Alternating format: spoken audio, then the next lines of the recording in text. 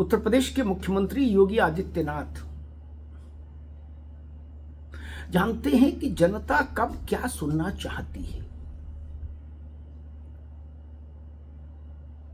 उनके आप campaign trail को देखिए। योगी आदित्यनाथ के सबसे ज्यादा तालियां दो बातों पर होती हैं। एक, जब योगी आदित्यनाथ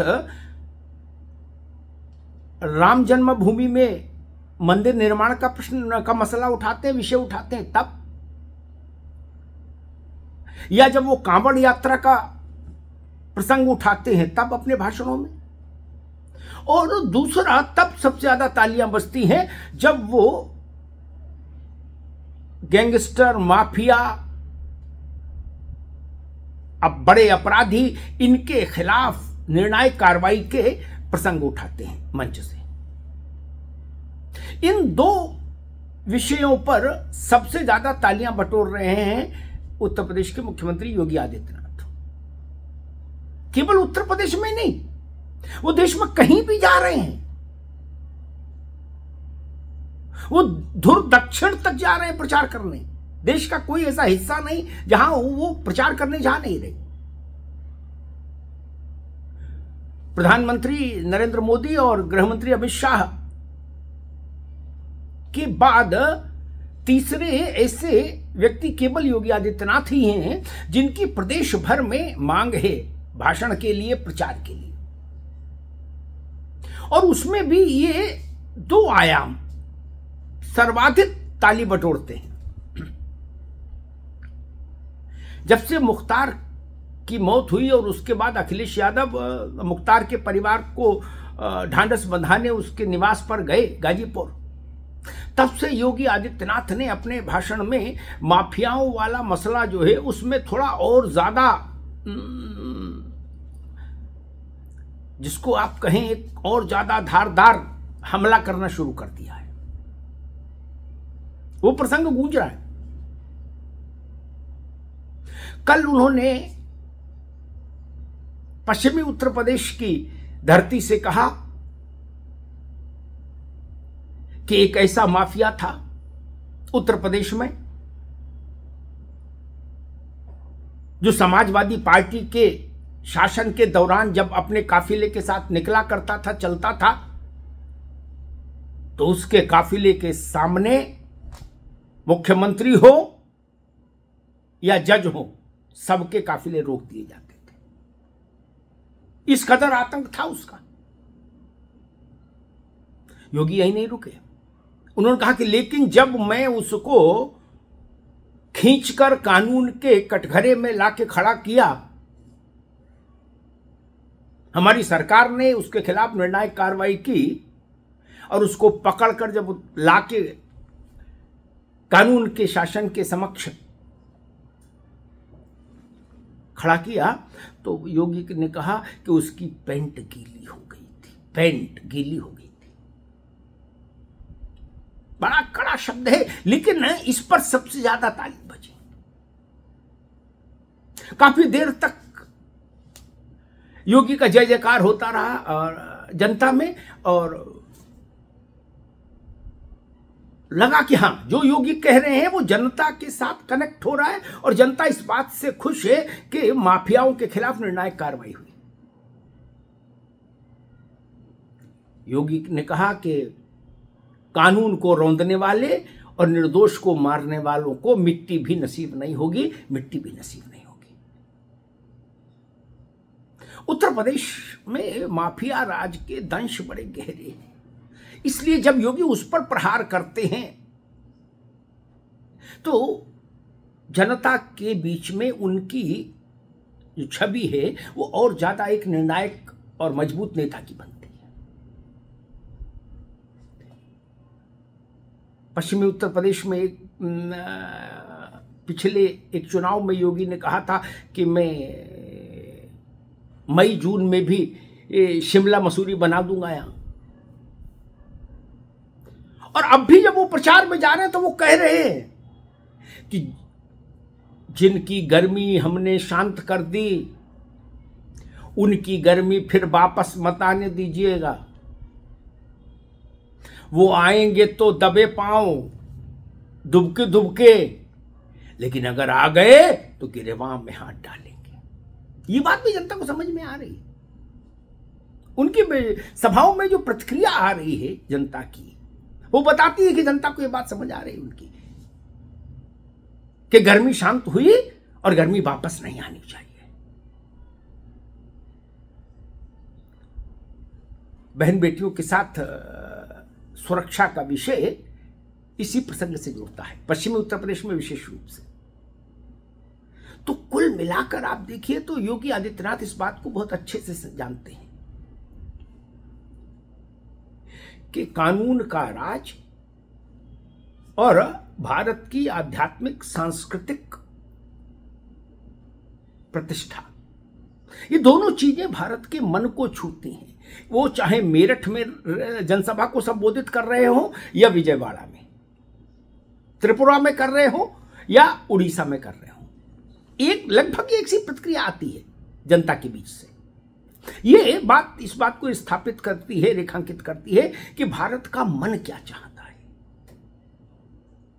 योगी पूछ रहे हैं जनता से अपने भाषणों में कि जो कांवड़ यात्रा चलाए, जो कांवड़ यात्रा को सुगम, सरल और सुविधापूर्ण बनाए, वो सरकार चाहिए या कर्फ्यू लगाने वाली सरकार चाहिए?